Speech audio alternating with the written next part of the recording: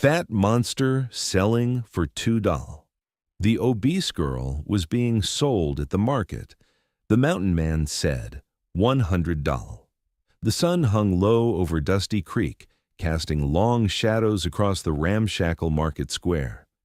It was the kind of settlement that existed on the edge of civilization, where the law was a distant memory and morality was measured in silver coins. Wooden stalls lined the dirt road, merchants hawking everything from stolen goods to dubious medicines. The air smelled of horse manure, unwashed bodies, and desperation. At the far end of the square, a crowd had gathered around a makeshift platform. Standing atop it was Silas Crow, a slave trader known throughout the territory for his cruelty and his willingness to sell anything with a pulse. He was a thin man with a face like a vulture, all sharp angles and hungry eyes. His black coat was covered in dust, and his hat sat crooked on his greasy head. Beside him, chained at the ankles, stood a young woman. She couldn't have been more than 19, maybe 20 years old. Her dress, once a pale blue, was now torn and stained with mud. But what drew the crowd's attention, what made the men point and laugh, was her size. She was heavy-set, her body soft and round in a world that valued hardness and endurance. Her face was downcast, dark hair hanging in tangles around her cheeks, hiding the tears that streaked through the grime. "Step right up, gentlemen," Silas Crow called out, his voice carrying across the square. "Here we have a rare specimen. Strong as an ox, this one. Perfect for farm work, kitchen duty, whatever you need." A man in the crowd spat tobacco juice into the dirt. "She looks like she'd eat all the food before she cooked it." Laughter rippled through the gathering. The girl's shoulders shook, but she made no sound. Silas grinned, showing tobacco-stained teeth. Now, there's plenty of her to go around. And I'm feeling generous today, folks. Who'll start the bidding at $5? Silence greeted his question. Men looked at each other, smirking, but making no move to bid. $4? Silas's smile faltered slightly. "Come on, gentlemen. She's worth more than that. Look at those arms. She could work a field all day." More silence. Someone coughed. A horse whinnied in the distance. $3? Silas's voice had taken on a desperate edge. $3 for a perfectly good worker? "She ain't worth $3 a feed," someone shouted, and the crowd erupted in laughter again. The girl raised her head slightly, just enough to show her face. Her eyes were brown, deep and sad, like pools of still water. She looked at the crowd with such profound resignation that it seemed she had already died inside, and only her body remained standing on that platform. $2! Silas practically shouted. $2! That's practically giving her away. Who'll take this fat monster off my hands for $2? The words hit like physical blows. The girl's face crumpled, and she wrapped her arms around herself, trying to become smaller, trying to disappear. But there was nowhere to hide, nowhere to run. The chains at her ankles clinked softly as she shifted her weight. "I'll give you $1, a man called out, "but only if you throw in that blanket she's standing on." More laughter. Silas looked around the crowd, his face red with frustration. He had paid $3 for her from a bankrupt farm, and now he couldn't even recoup his investment. $2! He shouted again. "Final offer! $2 or I'm taking her to the next town." That's when the crowd parted. It didn't happen all at once. First, there was a murmur, a sense of something shifting in the air. Then people started stepping back, creating a path down the center of the square. Heads turned, whispers spread like wildfire. Walking toward the platform was a man unlike any the townspeople had seen in months. He stood well over 6 feet tall, with shoulders broad as an axe handle. His clothes were made of buckskin and fur, weathered by countless seasons in the high country. A thick beard covered the lower half of his face, dark brown shot through with gray. His eyes were the color of storm clouds, deep set beneath heavy brows. He carried a rifle across his back and a knife at his belt that looked capable of skinning a bear. But it wasn't his size or his weapons that made people step aside. It was something else, something that couldn't be measured or named. He moved with the confidence of a man who had faced down mountain lions and survived winters that would kill ordinary men. There was a quietness to him, a stillness that suggested depths of strength and experience. He was a mountain man, one of those rare individuals who lived in the high peaks, far from civilization. They came down only when they needed supplies or had furs to trade. Most people viewed them with a mixture of respect and fear.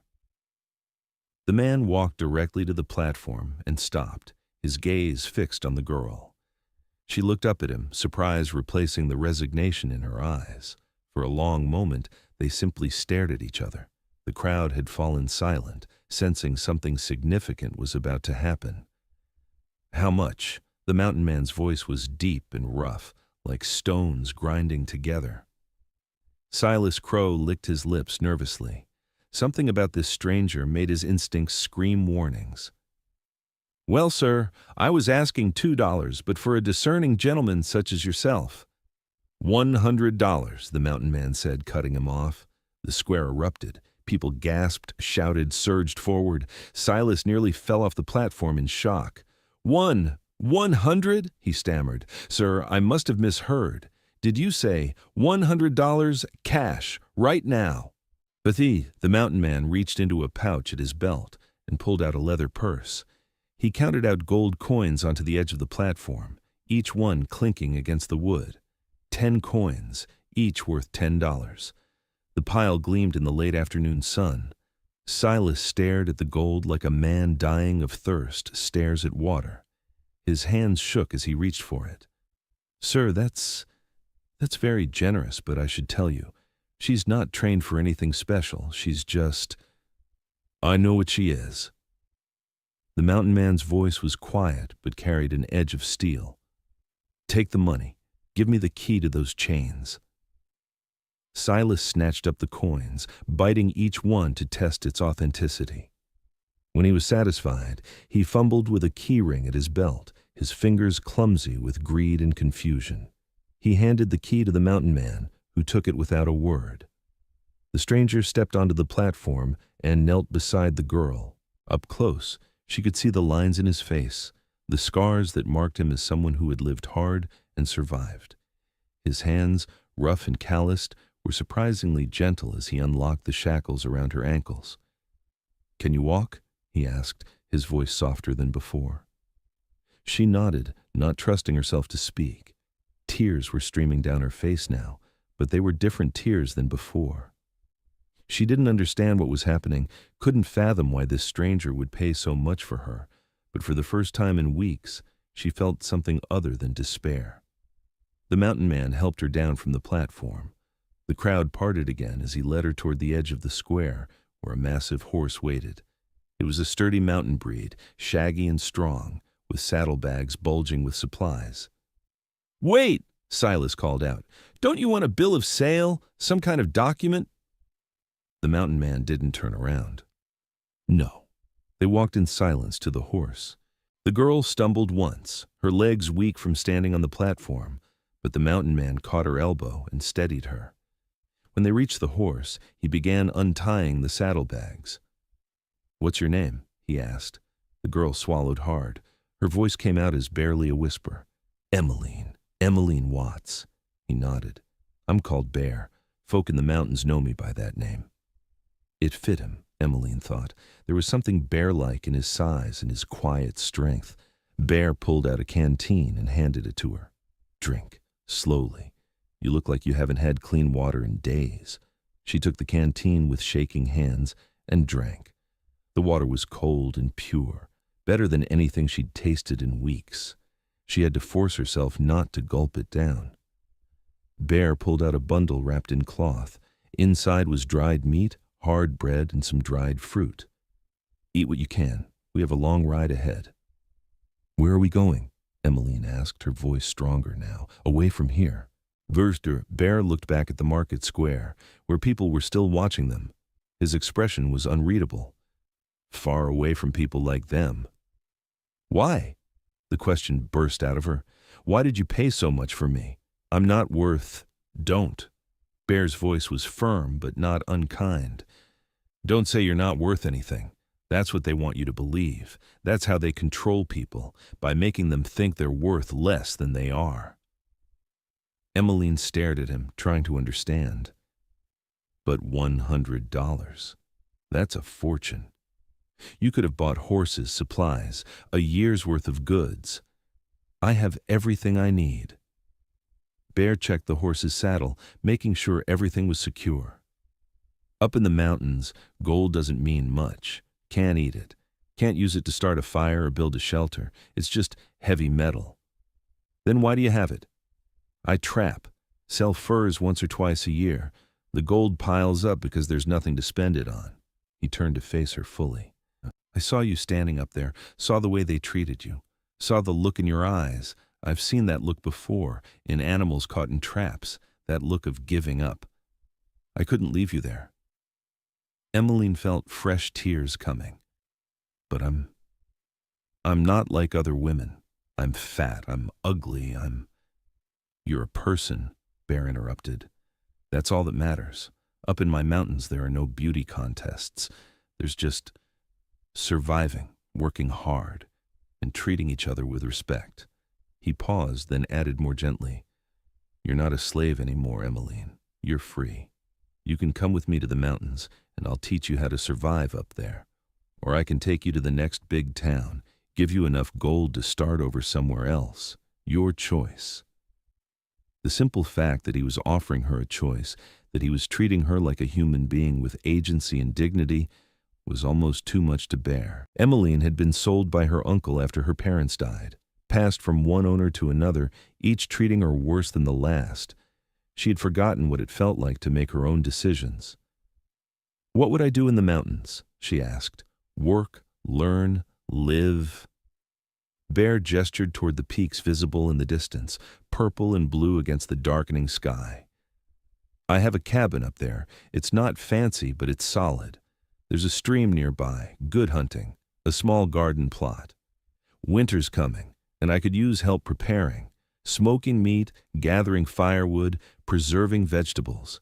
In return, you'd have shelter, food, and your freedom. And after winter? After winter, same choice. Stay or go. Your decision, always your decision. Emmeline looked at the mountains, then back at the market square. She could see Silas Crow still standing on the platform, counting his gold coins. She thought about the farms and towns she had been sold to, the endless cycle of humiliation and despair. I'll go with you, she said, to the mountains. Bear nodded, a ghost of a smile touching his lips. Good. But I warn you, it's not an easy life. The work is hard, the winters are harsh, and you'll be miles from any town. Can you handle that?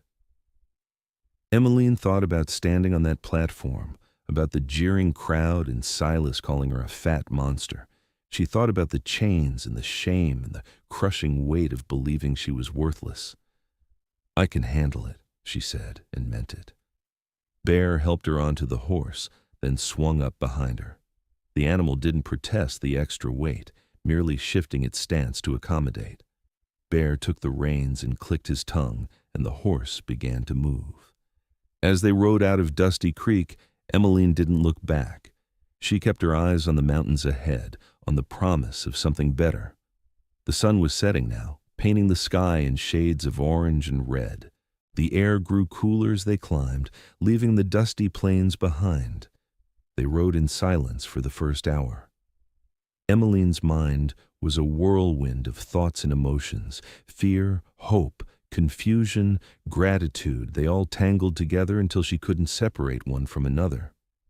She was acutely aware of Bear's presence behind her, solid and steady as the mountains themselves. Finally, as darkness began to fall, Bear guided the horse off the main trail toward a small clearing near a stream. We'll camp here tonight, he said. The cabin is still a day's ride away.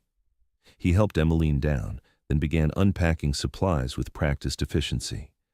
Within minutes, he had a fire started and was setting up a simple camp. Emmeline stood awkwardly to the side, unsure what to do. Can you gather more firewood? Bear asked, not looking up from his work. Nothing too big. Pieces about as thick as your wrist, dry if you can find it. Poor. Grateful to have something to do, Emmeline began searching the area. Her legs ached from riding, and she felt dizzy with exhaustion, but she gathered wood until she had a respectable pile. When she brought it back to camp, Bear had coffee brewing and was roasting meat over the fire. "Good work," he said, gesturing for her to sit.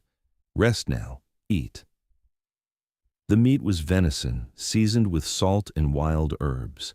It was the best thing Emmeline had eaten in months. She had to stop herself from eating too quickly, remembering Bear's earlier advice about taking things slow. As they ate, Bear began to talk. He told her about the mountains, about the rhythms of life up there. He explained which plants were edible and which were poison, which animals to avoid, and which to hunt. He spoke of the seasons, how summer was short and precious, how autumn was a mad scramble to prepare for winter, how winter itself was a test of endurance and will. It's lonely sometimes," he admitted, staring into the fire. "I go weeks without seeing another soul. But it's peaceful too. Up there you answer to nobody but yourself and nature. No judgments, no cruelty, no people treating each other like property." "Why did you leave civilization?" Emmeline asked. Bear was quiet for a long moment. "I didn't leave. It left me." He poked at the fire with a stick, sending sparks spiraling into the night. "I was a soldier once, fought in the war, saw things no man should see, did things I'm not proud of. When I came back, I couldn't fit into regular life anymore. Everything seemed fake, small, petty, people arguing over nonsense while pretending the big horrors didn't exist. So you went to the mountains." "So I went to the mountains. Been up there 10 years now. I come down twice a year to trade furs, buy supplies. Each time I come down, I'm reminded why I left. That scene in the market today, that's everything wrong with people summed up in one ugly picture." Emmeline pulled her knees up to her chest, wrapping her arms around them. "Why did you really buy me? I mean, the real reason?" Bear looked at her, his storm-gray eyes reflecting the firelight. "Because I was you once. Not literally, but I was standing in a place where the world told me I was worthless, that I was broken, that I didn't deserve dignity or respect. And someone helped me, gave me a chance when no one else would. I swore that if I ever had the opportunity, I'd do the same for someone else." "Who helped you?" "Old trapper named Red Jack found me half dead in a snowstorm, brought me to his cabin, nursed me back to health, taught me everything about surviving in the mountains. Never asked for anything in return, never made me feel like I owed him. When I was ready, he gave me supplies and sent me on my way. He died 5 years ago, froze to death in a late spring storm. I found his body that summer. I'm sorry. Don't be. He died doing what he loved, living free. That's more than most people get." Bear stood and began banking the fire for the night. "Get some sleep. Tomorrow's going to be a long day." He gave her blankets from his pack, more than she needed, and set up a sleeping area for her near the fire. He took his own blankets and settled on the opposite side, his rifle within easy reach. Emmeline lay down, exhausted but unable to sleep immediately. She stared up at the stars, more stars than she had ever seen, scattered across the sky like diamonds on black velvet. "Bear," she called out softly. "Yeah?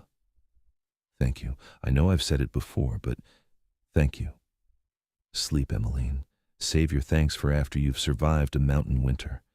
You might not be so grateful then."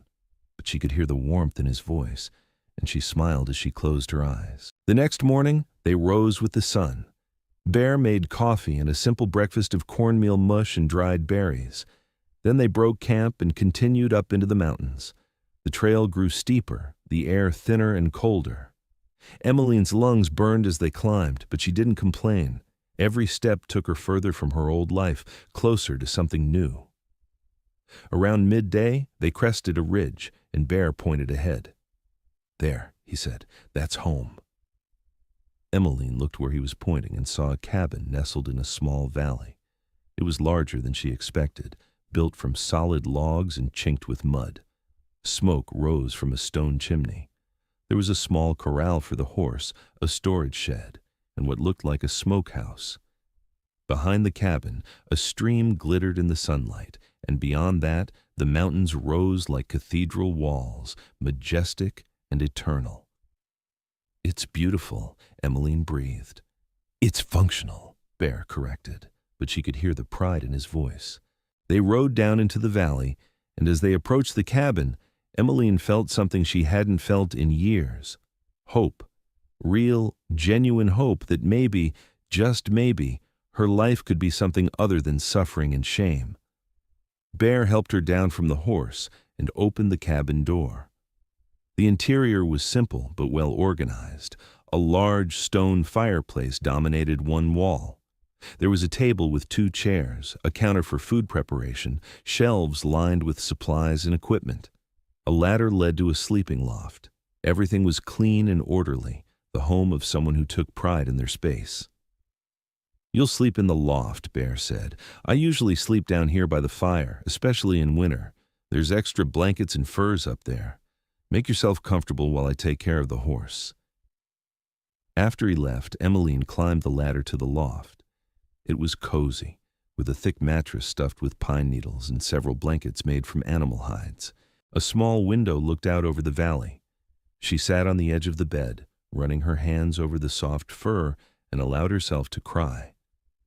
Not tears of sadness this time, but tears of relief, of release, of the overwhelming emotion that comes when burden is finally lifted. Over the following weeks, Emmeline learned what Bear meant about the work being hard. She learned to chop wood, to preserve meat, to identify edible plants and mushrooms.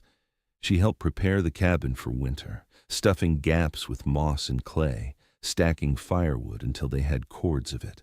Her hands blistered, then calloused. Her muscles ached, then grew stronger. The extra weight she carried, which had been a source of shame in the towns below, became useful in the mountains. It provided warmth in the cold, energy reserves for hard work, strength for lifting and carrying. Bear was a patient teacher, never cruel, never mocking. When she made mistakes, he corrected her gently and showed her the right way. When she succeeded, he acknowledged it with a nod or a quiet word of approval. He treated her with respect, as an equal partner in the work of survival. As autumn deepened toward winter, Emmeline realized she was happy, truly, genuinely happy for the first time in her adult life. The work was indeed hard, but it was honest work, and at the end of each day she could see the results of her labor. The stacked wood, the preserved food, the reinforced cabin, these were tangible proofs that she was capable, that she was valuable. One evening, as they sat by the fire after dinner, Emmeline finally asked the question that had been on her mind since that day in the market. "Bear, why did you say $100? Why not just pay the $2 he was asking?" Bear stared into the fire for a long moment. When he spoke, his voice was thoughtful. "Because I needed those people to understand something. I needed them to see that what they valued at nothing, what they mocked and scorned, was worth more than they could imagine. I needed them to question their own judgments, to feel that uncomfortable twist in their gut that comes when the world doesn't line up with their expectations." Did it work? Don't know, don't really care. I didn't do it for them. I did it for you. I wanted you to hear someone say out loud in front of all those people that you were worth more than $2, that you were worth a fortune. Because you are, Emmeline. Every person is worth more than gold, more than silver, more than anything in this world. I just wanted to make sure you knew it. Emmeline wiped at her eyes. I'm starting to believe it. Up here in these mountains doing this work, I'm starting to feel like maybe I am worth something after all. You always were, Bear said simply. The mountains didn't change you. They just gave you space to remember what was true all along. Brie. Winter came early that year, sweeping down from the high peaks with howling winds and heavy snow. The cabin became their entire world, warm and secure while the storm raged outside. They fell into comfortable routines, rising early, tending the fire, preparing meals, maintaining their equipment, telling stories to pass the long, dark evenings. Bear told her about his childhood, about the war, about the years he spent wandering before finding the mountains. Emmeline told him about her parents, about the uncle who had sold her, about the various masters who had bought and discarded her like broken tools. "That's over now," Bear said firmly. "That's not who you are anymore." "Who am I then?" "That's for you to decide. But up here, you're Emmeline of the mountain. You're the woman who survived. You're the one who learned to thrive where others would falter. You're someone who matters." Spring came eventually, as it always does. The snow melted, the stream swelled with runoff, and green shoots pushed up through the earth. Bear and Emmeline emerged from the cabin like bears from hibernation, blinking in the bright sunlight. "Time to make that decision," Bear said one morning. "Stay or go. I'll take you to town if you want, give you gold to start fresh, or you stay here same as before. Your choice." Emmeline looked around the valley, at the mountains rising on all sides, at the cabin that had become her home. She thought about the towns below, about the stares and the whispers and the judgment. She thought about Silas Crow and the market square and the chains around her ankles.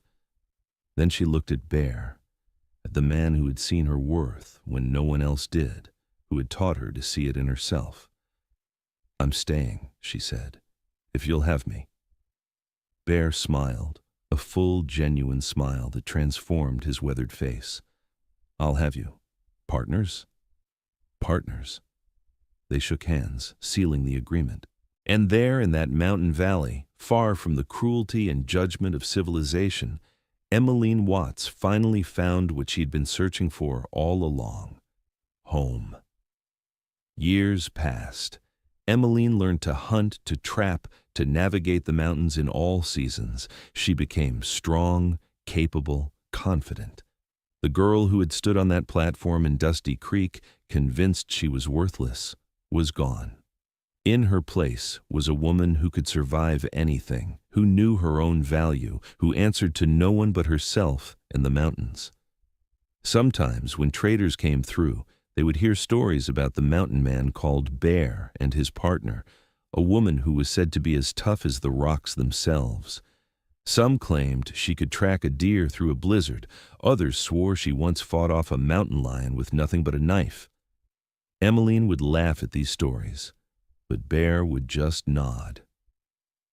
"They're not far wrong," he would say. And in the end, that was all that mattered. Not what the people in the towns thought, not the judgments or the scorn or the chains. What mattered was the life they built together in those mountains, based on respect, hard work, and the simple truth that every person has worth, regardless of what the world tries to tell them. The market square in Dusty Creek became a distant memory, a nightmare that had no power anymore. Emmeline had been sold for $2, bought for $100, and discovered she was priceless all along. And every day as the sun rose over the mountain peaks, she remembered that truth and carried it with her into whatever challenges the day might bring. She was free. She was home. She was enough. And that was worth more than all the gold in the world.